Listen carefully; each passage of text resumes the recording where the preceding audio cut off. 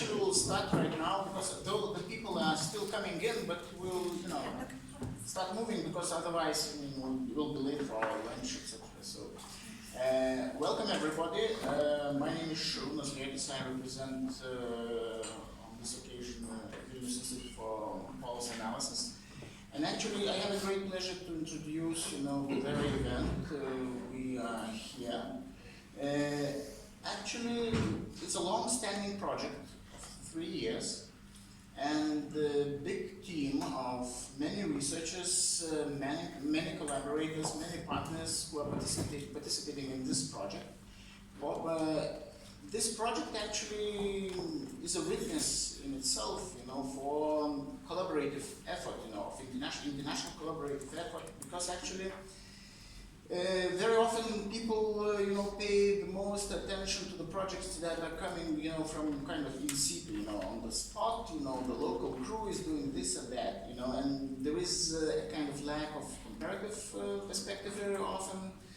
I mean, unless we go to Eurostat or other, big international data gathering institutions, on average, academic projects, they are much more limited in geographic space. But this project is not the case. And as I said, this is a result of over 3 years of work, plus the presentations of this project started all over the world already.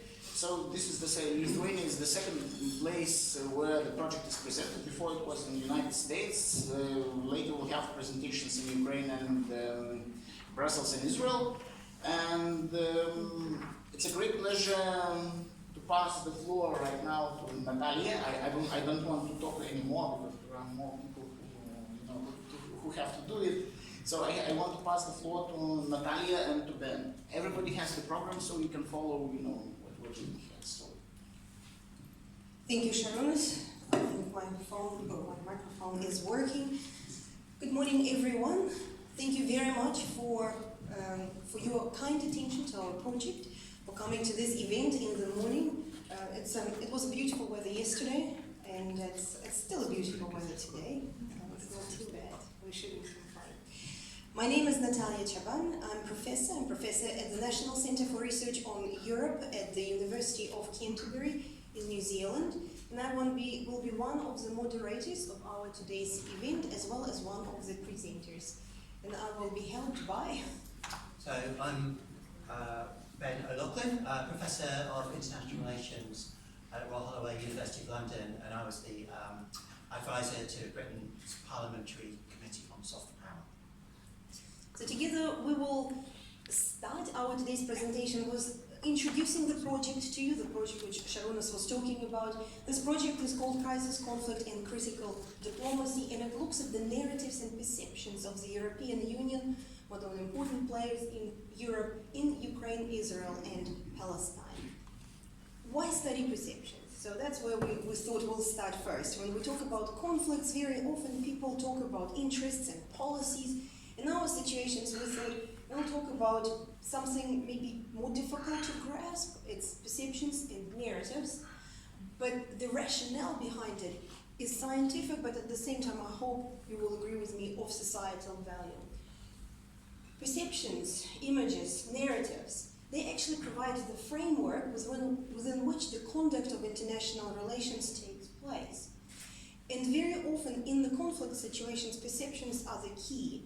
Unfortunately, they're very difficult to study, and because of that, they're very often unrecognized in the solution to the conflict, in the process of the conflict. And very often we're talking that imagination is more important than knowledge, and that's something we're going to highlight today, that there is reality of the conflict, of interactions, and then there are perceptions. And sometimes there are gaps. And what do those gaps mean when there is a conflict and when there is a need for the dialogue between the partners? This particular project about EU perceptions and narratives in Ukraine, Israel and Palestine is actually a part of a bigger universe of projects led from New Zealand, National Center for Research on Europe at the University of Canterbury. It actually involves 32 locations, and you can see the map of this project and his it tracks EU perceptions far away from the European Union borders, as well as in this project, close to the European Union borders, to the east and to the south, two areas where there is conflict. In our case, Ukraine, Israel, and Palestine. And these particular projects are impossible without support. On the screen you see several logos, and these are the organizations who helped us with this support through years.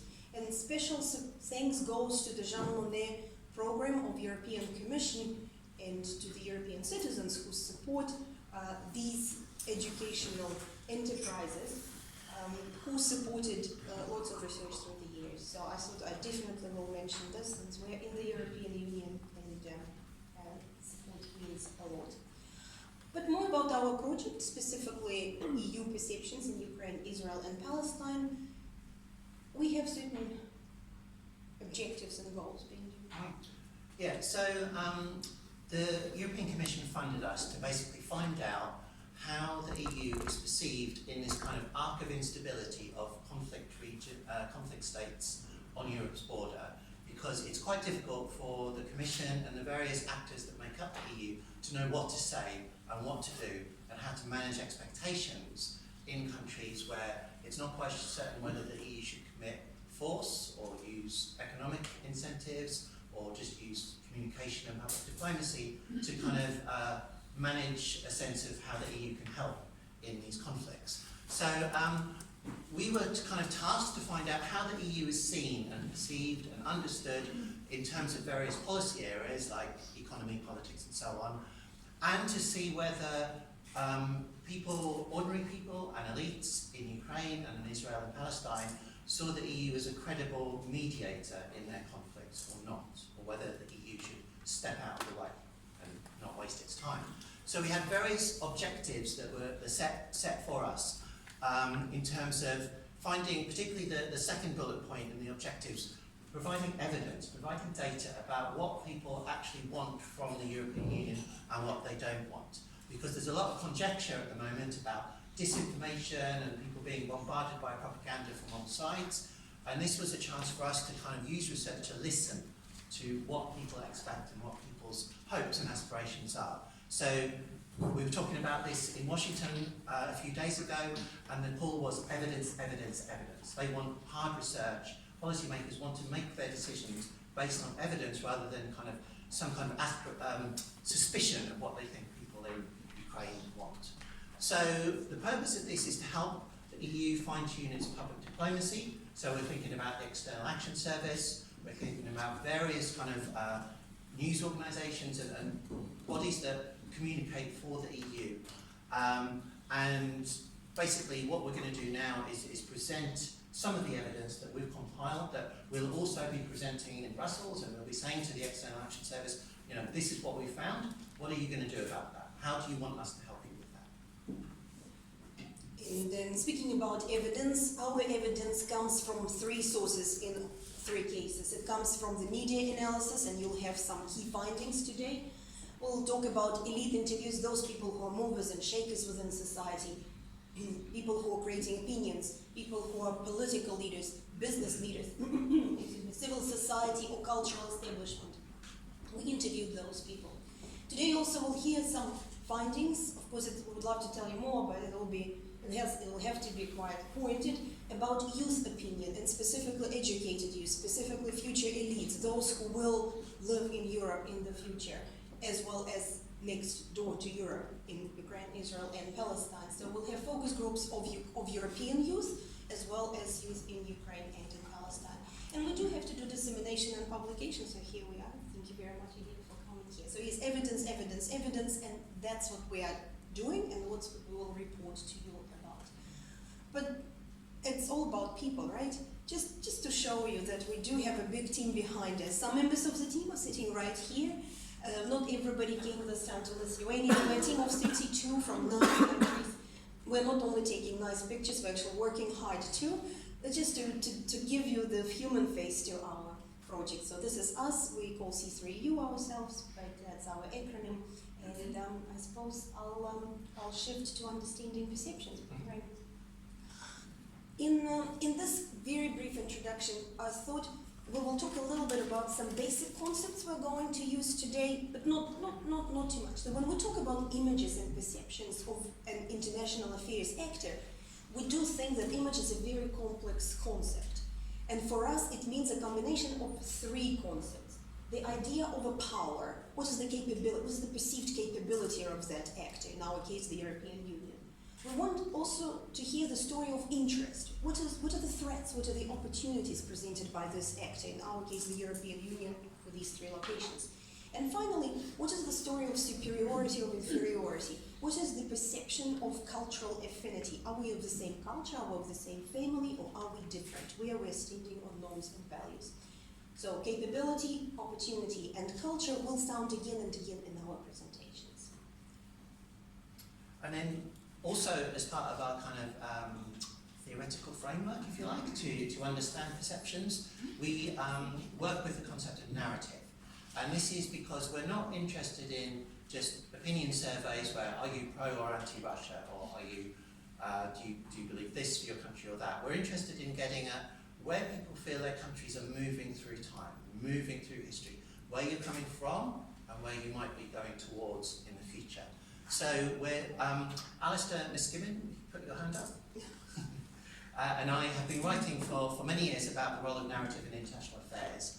And I mean, there's so much that can be said about this. There's a lot going on about this idea of the battle of the narratives. And this was kind of a subtext in Mark Zuckerberg testifying last night that maybe Facebook is allowing narratives from hostile states. So the way in which we analyse narratives in international affairs, and that we'll present some evidence to you today. First of all, we look at what narratives do people hold about the international system. So do people think we're in a kind of system of a war on terror, or a bipolar world, or a multipolar world? Because depending on how you think the world works at a system level, then that often determines how people think about where their country fits into that system.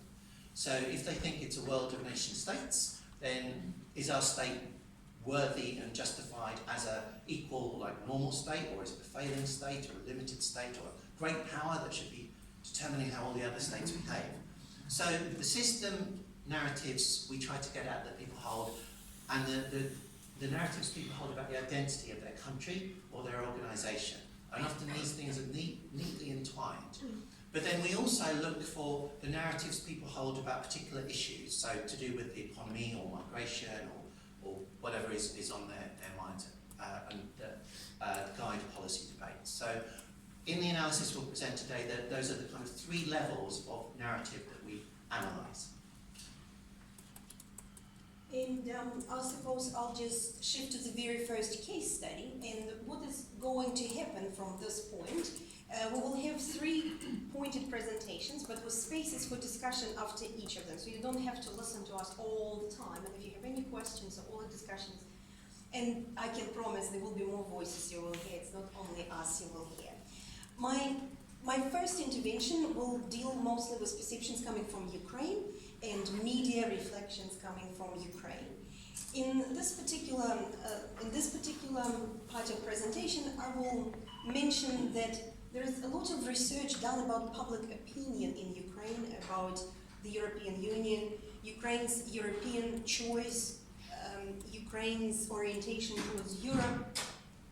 And while consulting lots and lots of public opinion surveys, which are conducted by very prestigious social research groups, we didn't conduct them, these were conducted by other organizations, there is something which comes through. The first one, that in post-Orange Revolution Maidan context, the general public in Ukraine definitely saw the European Union as a capable actor. In which aspect? Specifically in economic aspect.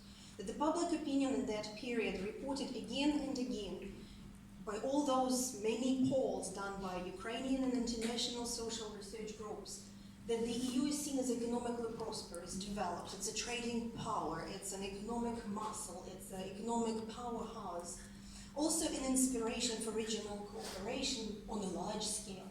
And an actor who inspires, by example, about peace, that Europe lives in peace for such a long time, and its citizens are secure. So that period is specifically highlighted by that image of the EU as a very capable actor. What about opportunities? Remember the story of interests. The perception registered by normal, general people was, by many polls, again, not one, not two, not three, that the EU is a beneficiary for Ukraine. So Ukraine benefits from Ukraine. In which way? Mostly in economic terms, again, investments, allocation of aid, promotion of trade, access to more products and services. The EU is there to help Ukraine to grow economically. Having said that, around a third of respondents saw that the EU potentially could be a threat to Ukraine, not only an opportunity. So we cannot say that the opinion was unanimously solidified. And what was also obvious, that the perceptions of the regions were there. So already this period registers that the center and the West, they do differ in their perceptions of Europe, European choice, and benefits for individuals to be with Europe vis-a-vis East and South. And finally, in terms of that cultural affinity, the survey by Razumkov shows that the Ukrainian citizens were reporting that they see Ukraine belonging to Europe in historical and geographical terms, but not yet in terms of political and normative culture. And the EU was registered to be seen as an example in terms of good governance, rule of law, anti-discrimination, liberty, and social solidarity. Again, public opinion surveys, post-Orange Revolution, pre-Maidan. It comes with no surprise that Maidan events and Revolution of Dignity was an element which really inspired a very positive perception of the European Union and Ukraine, but also polarization of opinions through the country. What we wanted to attract your attention today is the very latest surveys actually show a somewhat different dynamic. There is a cautious reduction, because we always have to take with a grain of salt any public opinion research, there's always a margin of error. There is Razumkov's poll about the international affairs orientation of Ukraine registers a slight deterioration in the perception. What is the vision of the European Union? Is it the main priority for Ukraine's international affairs? Before that, it's top of the charts. But what we see, it's still top of the charts, but nevertheless there is a steady decline in the number of respondents who are seeing the EU as a priority for Ukraine's international relations. Should Ukraine enter the European Union? Again, we see yes goes down as time goes by, while no actually goes up.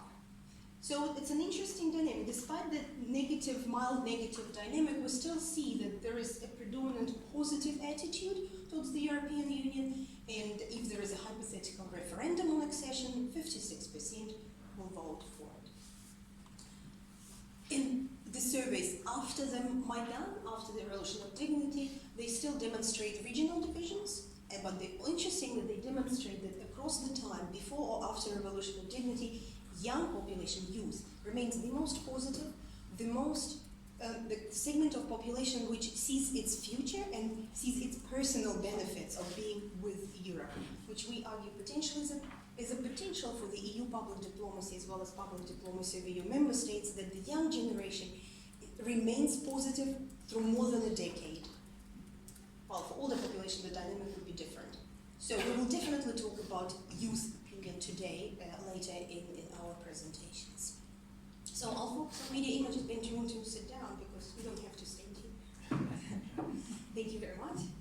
Ben will come back, don't worry. He is coming back and he will be moderator of the discussion later.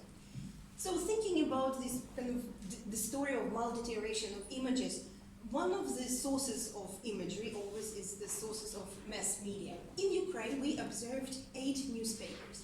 They are positioned across the political continuum, and it's intentional. Some of them, well, as we call them, government official newspapers. Some of them are on the other side. They are in sort of opposition, kind of before Soviet outlook, if you wish. And finally, a big group of newspapers, which we could call prestigious. They exist in online and hard copy format. Intellectuals, middle class, educated people, government officials, middle management. It's kind of, that's the mediated shared discourse. We are aware there's social media, which obviously creates a completely different dynamic, how information travels. We can talk about this later. We were interested in the shared mediated discourse, something which all members of the society can access to. We observed media in Ukraine for 6 months, every day. We looked how the European Union, European Commission, European Parliament, European Central Bank, European Court of Justice, Eurozone and Euro integration are covered. We have sampled around 1,700 articles, so it's a solid sample. We can make good conclusions based on it. Plus, we also, just to mention, analysis is done by local researchers, native speakers, educated, so all the nuances are taken into consideration, plus they're very well trained. We can talk about media content in many different ways. What we want to talk about, what was visible about the European Union? Was there any emotion attached to it? Was there any local resonance to its image? Because the research shows if an actor is very visible, plus with certain emotions, negative or positive, plus it has a local hook, it has more chances to impact your imagination as a reader, as a consumer of news. So how much of that was assigned to the European Union in Ukraine in 2016? What we see, all newspapers together, again, there are differences between individual newspapers, but if you bring them all together, you see that most of the European Union was framed as a political actor. And then the second spot goes to economy, use economy. You say, of course, what is the big surprise here? Of course the European Union is a political actor.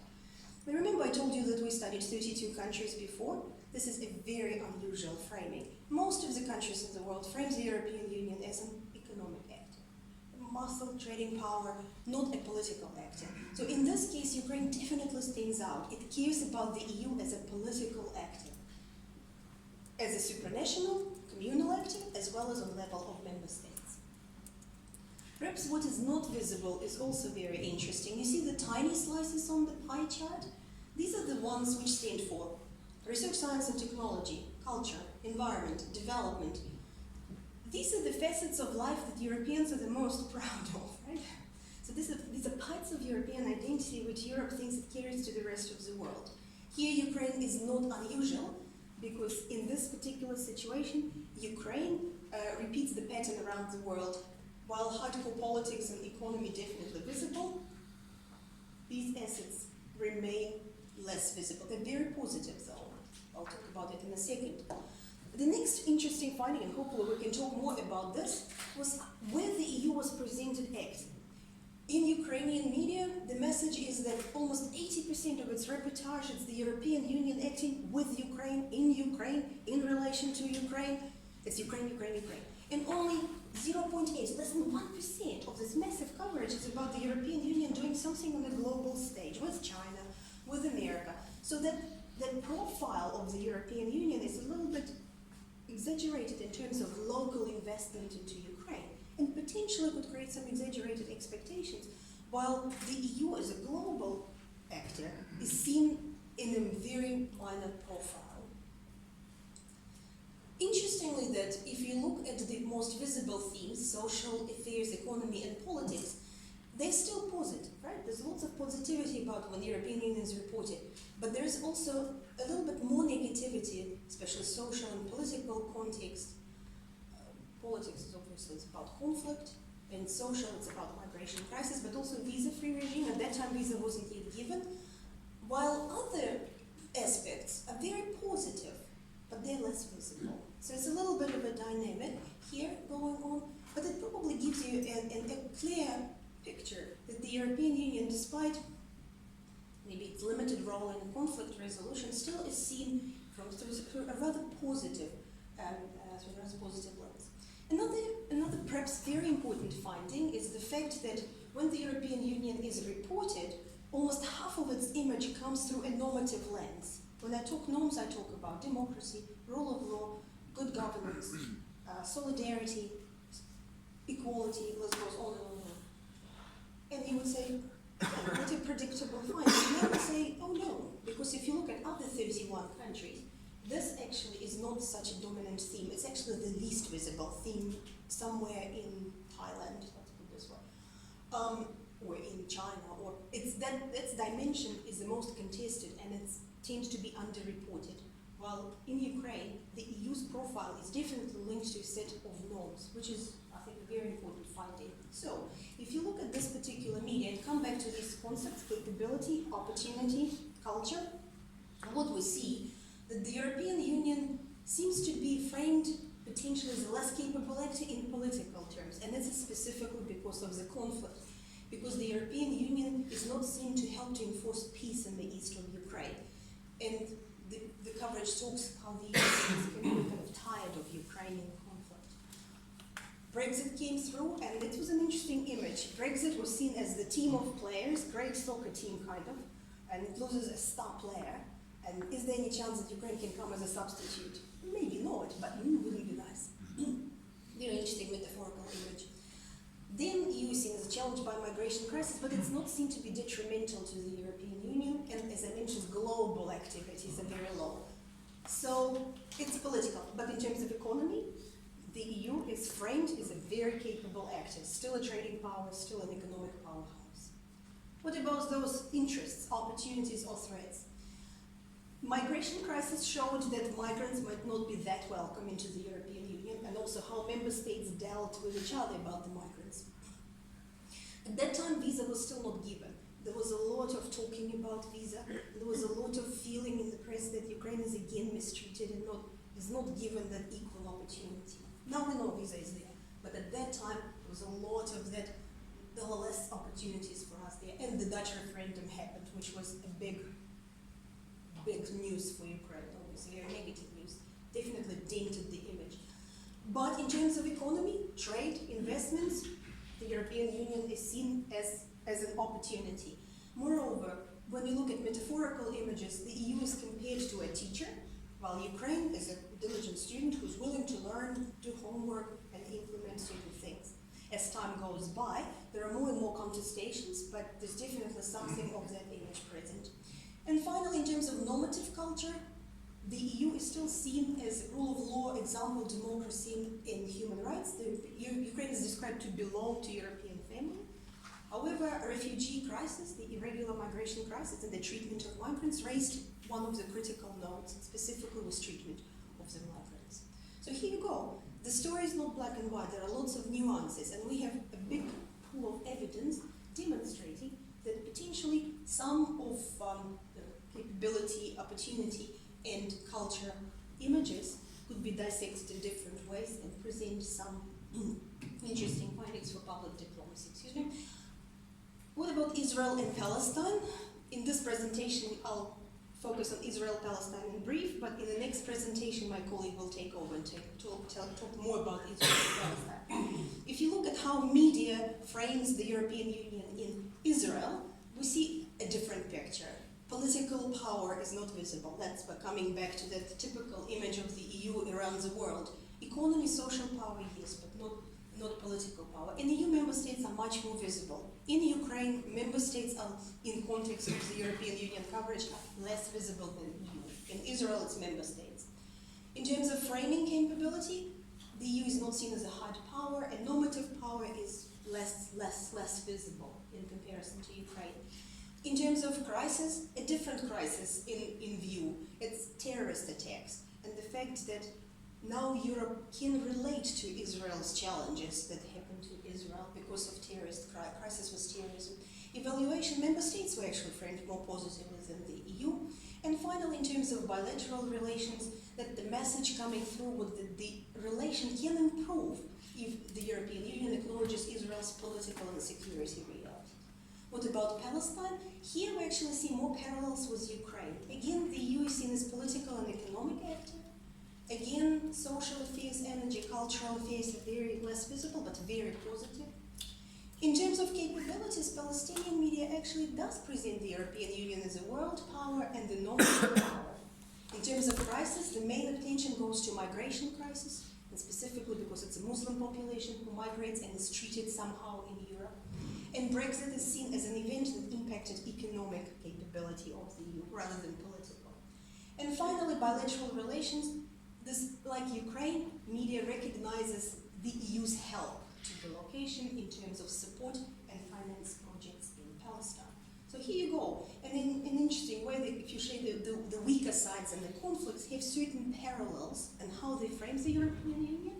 And I think even though two conflicts are happening in very different contexts and with very different histories behind them, we see certain image formation in familiar terms. Some of these findings, we are talking about them, but you can find them in two special issues with European Foreign Affairs Review coming up in May this year, as well as special issue with European Security our team publishes next year in 2019. So there's more there, there's much more there. I don't want to bore you more, but I thought I'll open the floor for questions and at this point. Thank you very much. So, any questions? Happy to answer.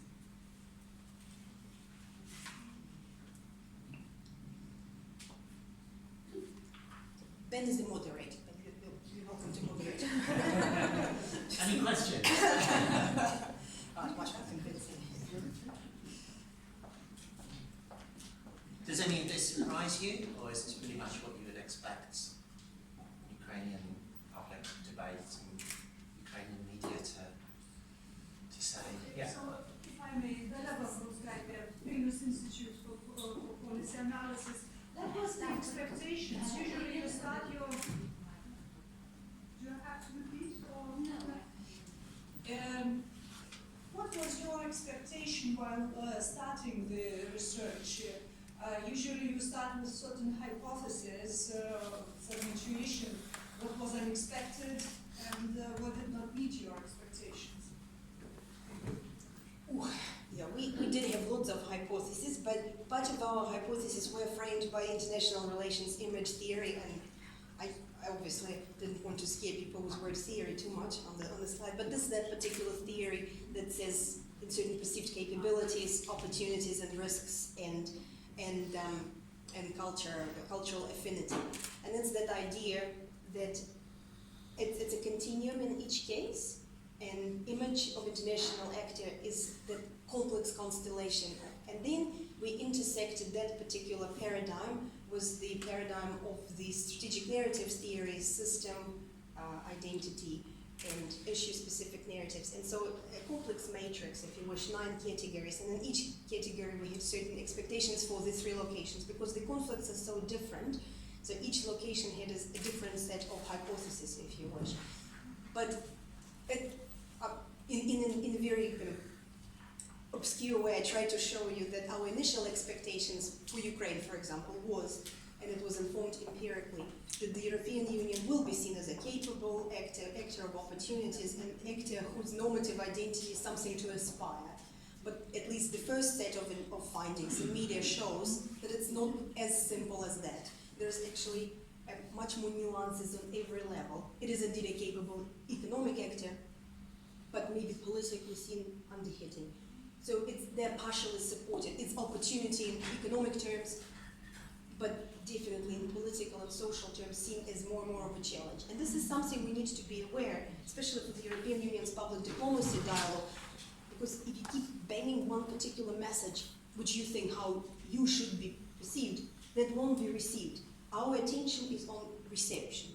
Anything to add? Yeah, for example, in Ukraine, we knew when we were putting this project together in 2015 that the narratives held by people in different regions in Ukraine are really complicated, and that this probably wasn't appreciated very well in Brussels. But research by our colleague Joanna Szostek in London was showing that people had extremely close cultural and religious ties to Russia and a kind of post-Soviet space, while on economic issues, wanting to work with the European Union or with Poland and its nearest borders.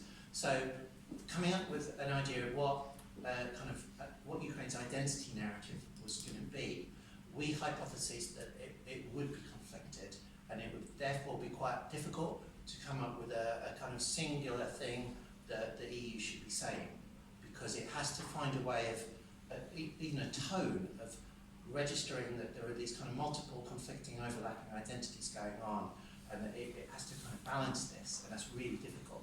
So this is why early on we had one of the objectives for this project is to fine-tune the communication of public diplomacy, because it's very acute and it can easily come across as insensitive. So that was one of the kind of things we wanted to kind of dig in more deeply. Yeah.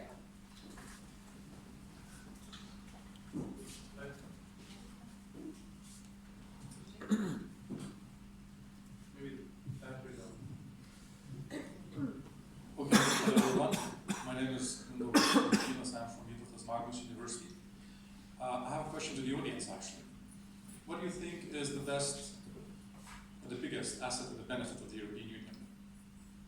Come on, randomly, any. Shoot it up.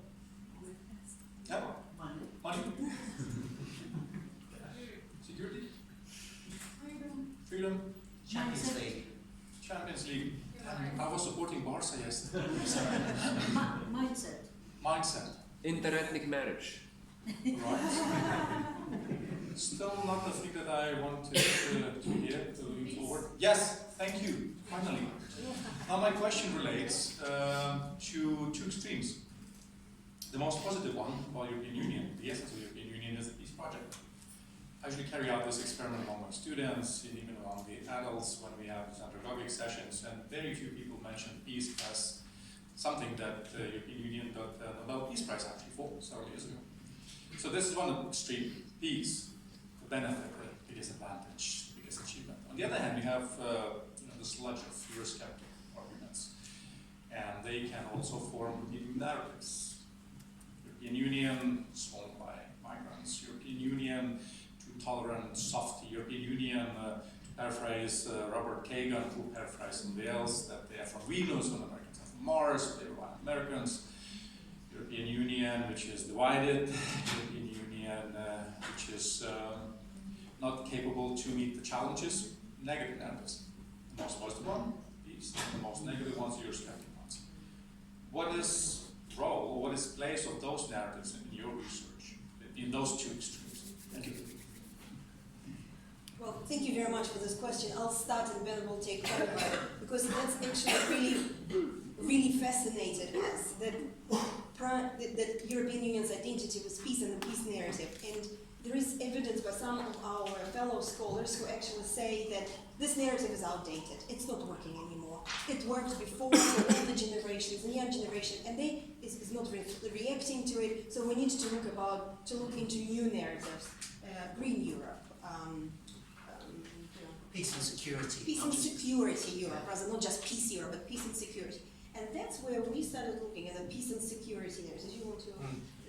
Yeah. So it seemed like by the post-Cold War 1990s, the EU was beginning to talk about terrorism and human security and moving itself away from the peace narratives. And the problem then is that the peace narrative gets submerged for the kind of generations now. And it's really difficult to go back to that. And you see the frustration on the part of the kind of older generations that we just don't get that anymore. And so this isn't something we were setting out to research in this project, but we have written about this separately. But maybe this is the next thing to go, because obviously what we've seen in Ukraine, kind of green Europe just doesn't resonate very much. It doesn't get any attention. It might be something we might aspire to, but it's not getting there. So there's a kind of narrative vacuum, if you like, and we see this with the attack on liberalism and the crisis of democracy. Yeah. So there's a vacuum, there's a hole. Maybe that's what the next project should be, is filling that hole with something substantive. But green Europe, technological Europe, these things aren't quite getting there. But that's one little note, that there is internally produced narrative which resonates with Europeans, let's put this way, and then there is external narrative. And that's what we're trying to offer by our research. Don't forget there is external reception. And external viewers, outsiders, they actually do value Europe as a story of peace. They actually do recognize the first element when you interview Asia-Pacific elites about the European Union perception. They immediately say, oh yeah, they live in peace and look how well they live. So externals actually recognize it.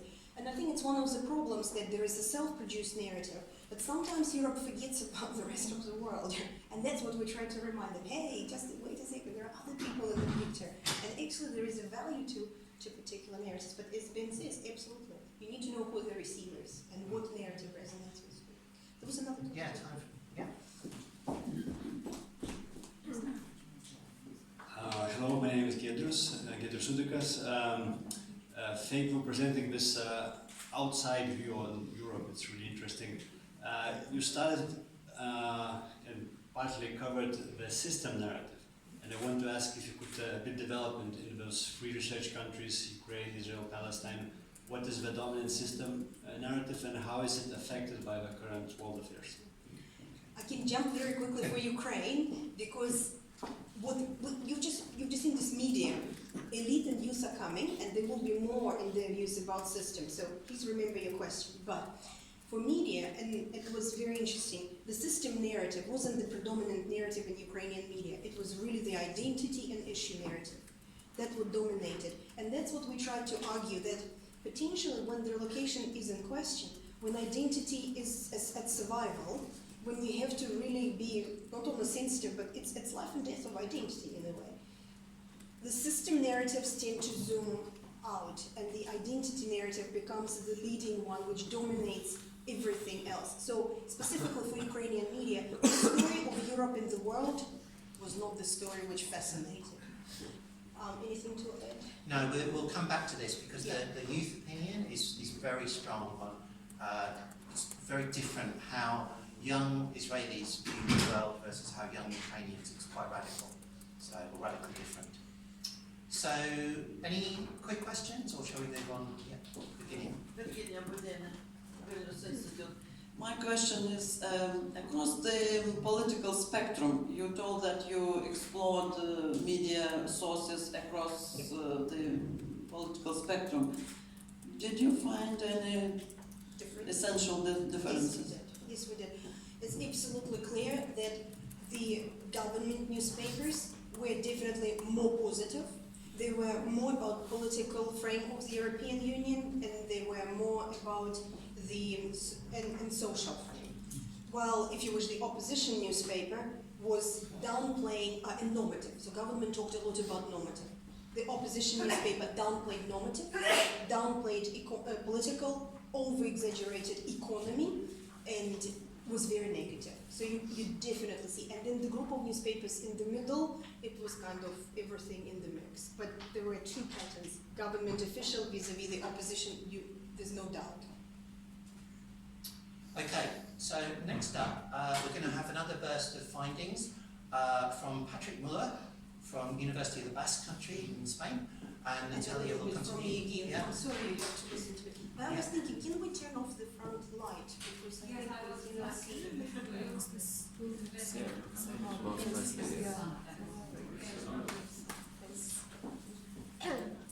Potentially we can even close. No. Everybody was complaining about bad weather, not the weather's good. So elite perception, second stop. Thank you very much. I hope it's better now, right? You can see it better. You've seen my face, you don't need to see my face. So the second set of reflection comes from the elite perceptions. So who did we interview? We interviewed individuals who we conceived to be elites. Who are the elites? Elite is a word that sometimes causes a little bit of it's a bit elitist. Nevertheless, it's the individuals who are in positions to make decisions having major consequences. They are the ones who occupy major strategic command posts of social structures. So these are the people who we wanted to interview.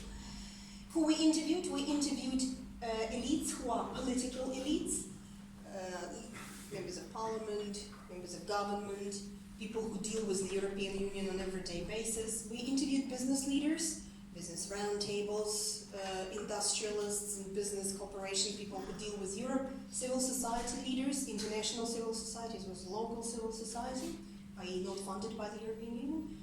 We interviewed cultural personalities. Sometimes they're overlooked and underestimated in their impact on the opinion of people. We thought it is important in these occasions. And finally, journalists and editors of the leading, not only newspapers, but television and online editions. So all in all, 50 interviews in Ukraine, very detailed, face-to-face, sometimes more than 1 hour, conducted in native language, then translated, then it goes on and on. 25 in Israel, and at the moment we have 17 in Palestine, 3 potentially coming. And we also did 25 interviews in Brussels. So these are the people who are actually EU practitioners who deal with Ukraine, with Israel and Palestine on everyday basis. So mirror perceptions, if you wish. So this is our sample, it's very rich. We wanted to know, we asked these people, how do you see the European Union as a partner for your location?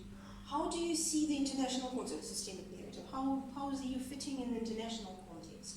What about the EU as a mediator or actor in a conflict situation? And finally, there are multiple crises in the European Union. How do you see the EU in the context of its internal crisis? These are the categories. The questions are much more detailed. They are not the questions. So if you look at the key perceptions of the EU as a partner, so these are the perceptions of the EU as a partner. In Ukraine, similar to public opinion, we see that different regions, elites, they see the European Union a little bit different. So how people in Kiev react is very different to how people in Kharkiv or in Cherkasy react. In our sample, we had center and east. It's a smaller point. We also saw something which we call increasing pessimism, because there was this realization that the European Union is looking, or at least the perception, that the European Union is looking for quick fixes in the conflict and tries them to look deeper into the problems of the conflict, which long term could bring more problems. Nevertheless, positive attitude all around, echoing media discourse, was appreciation of the EU's contribution to certain aspects of life support, market security, peace, open borders, integration, good prospects for Ukraine. The EU, despite its many crises, still seemed to stand strong. And but these are just the highlights, obviously, there's much more there. And in a second, Patrick will talk more about the nuances.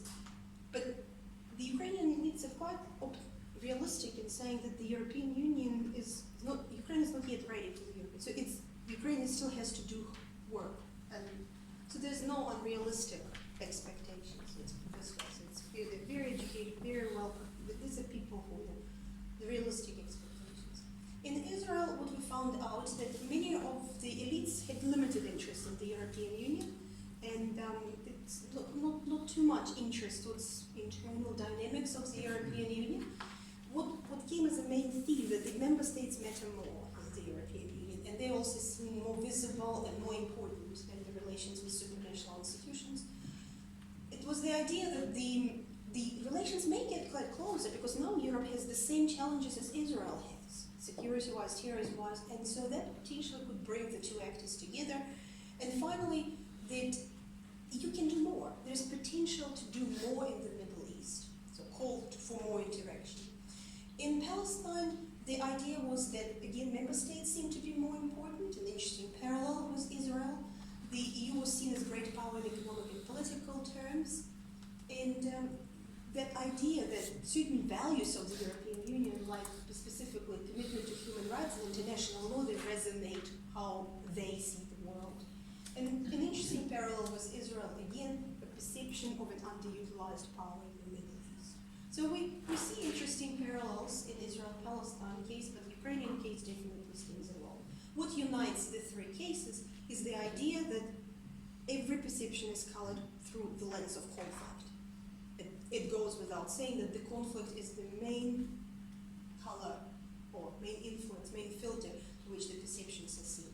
So I'm inviting my colleague, Dr. Patrick Müller from University of Basque Country in Spain, who will talk specifically about the European Union perceptions as a mediator in the conflict.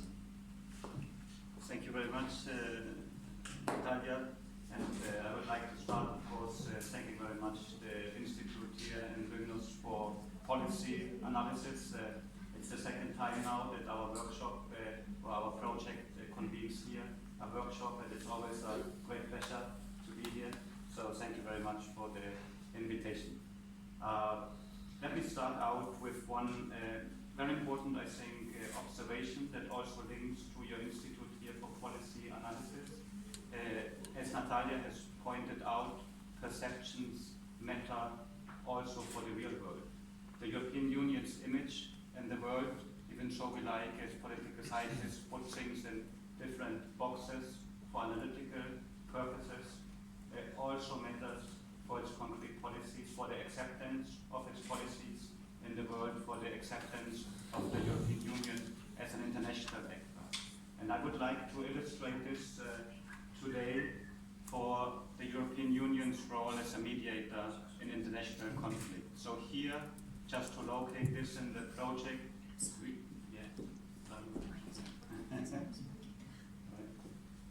You hear me? You hear me?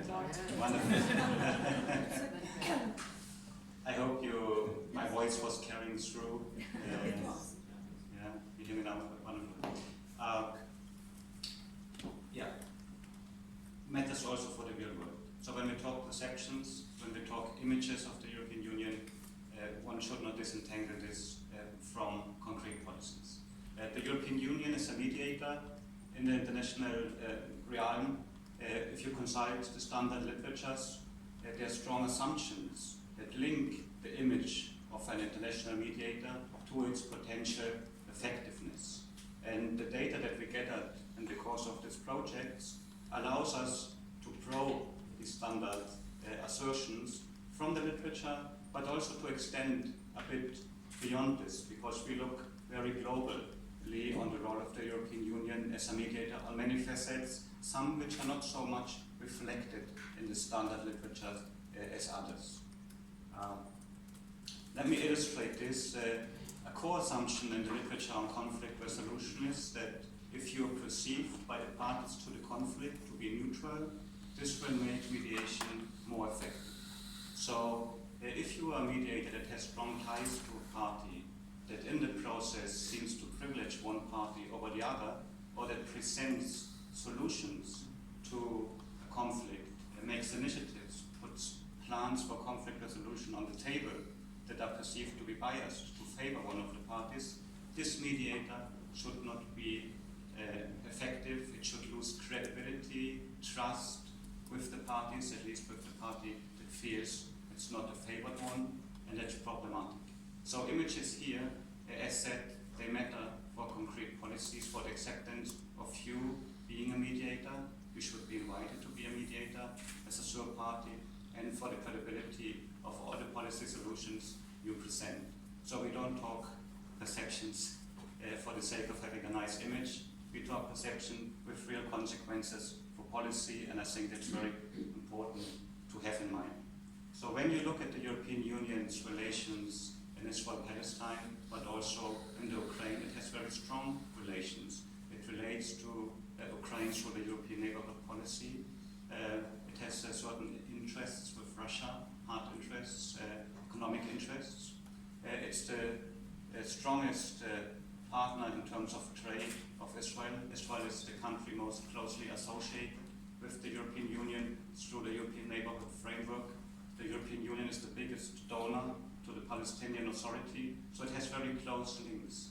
And that can easily translate, and that would be the expectation here, to a perception of a biased mediator, of a mediator that is not neutral, that is not innocent in terms of its relation with the parties, and that should be a problem for effectiveness if you look at the standard literature. There are other more nuanced arguments about neutrality and mediation effectiveness. I will not go into it, but of course in the questions and answer session I'm very happy to go also in this more detailed assumptions.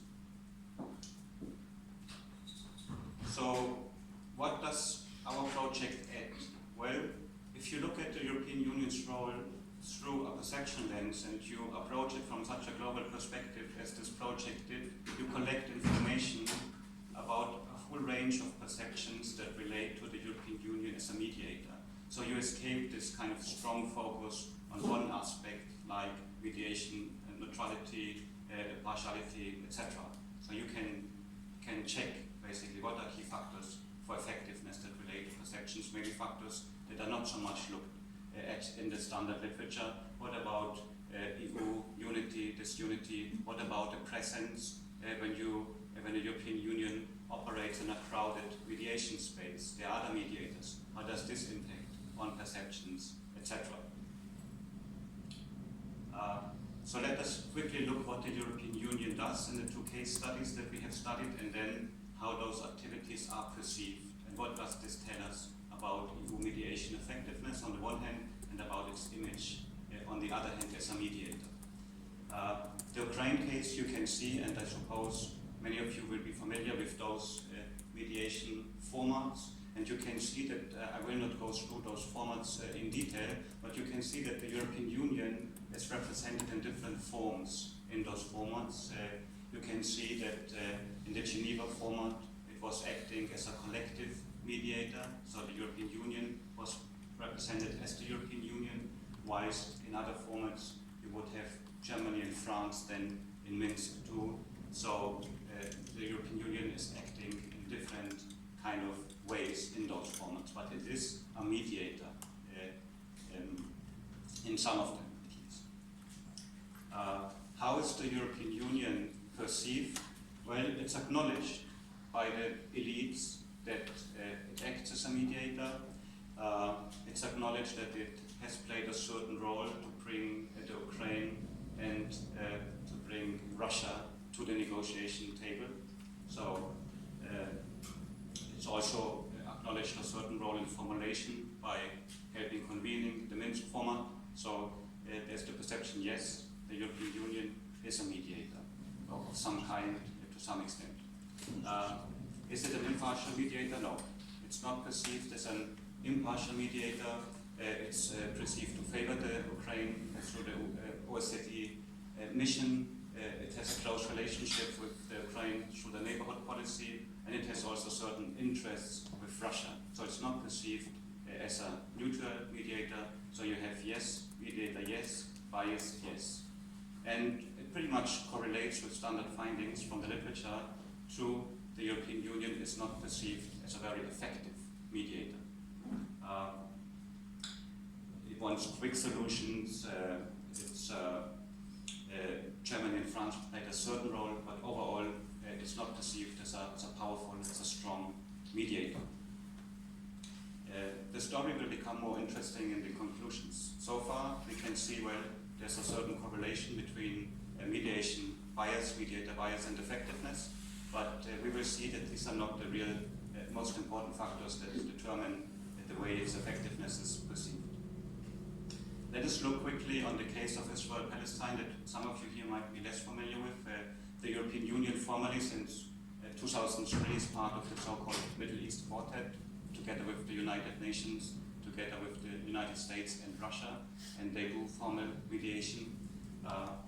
Individual member states also launch initiatives. Sweden has launched a controversial initiative by unilaterally accepting Palestine as a state 2014. There was a French peace initiative recently, didn't trigger very much, but it was still acknowledged often also then in our elite interviews.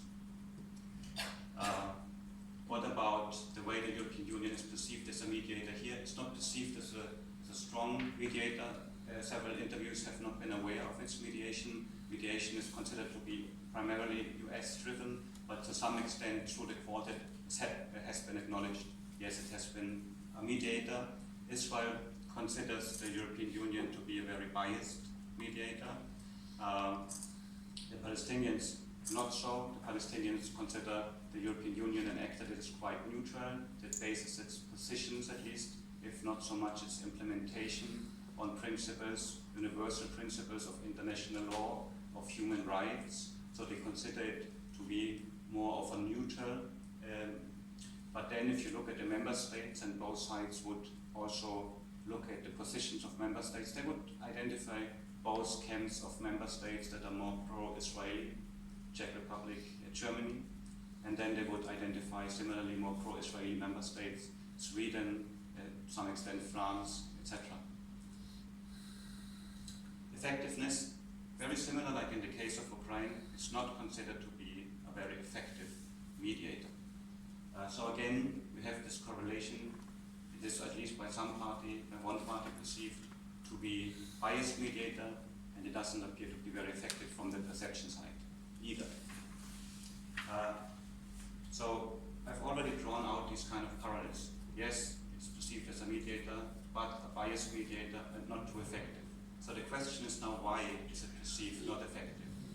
And what you can see nicely from the elite interviews is that the key reasons mentioned why the European Union is not effective, they have not so much to do with its perceived bias, but more with the fact that it's perceived to be divided, and it is perceived to be a secondary mediator to other mediators. This is very dominant, at least in the case of Israel-Palestine. So this would suggest that if you want to look into the EU's image as a mediator, you need to go beyond addressing deficits in terms of neutrality, perceived deficits.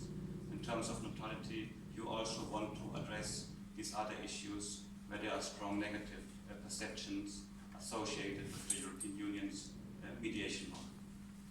So I would stop here. Thank you very much. And